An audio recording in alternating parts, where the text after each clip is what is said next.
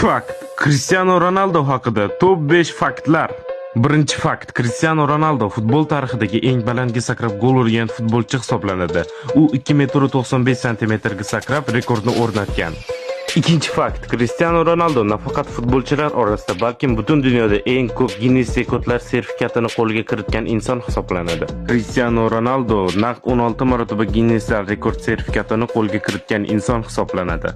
Uchinchi fakt. Cristiano Ronaldo futbol tarixidagi eng yuqori tezlanishga erishgan futbolchi hisoblanadi. U 2018-yili 40 km/soat tezlikka erishgan yagona futbolchi. To'rtinchi fakt. Cristiano Ronaldo futbol tarixidagi eng ko'p boshi bilan gol urgan futbolchi hisoblanadi. Hozirgi paytda Cristiano Ronaldoning boshi bilan urgan gollari 150 taga yetgan. Beshinchi fakt. Cristiano Ronaldo futbol tarixidagi bir mavsumda eng ko'p shaxsiy sovrinni yutgan futbolchi.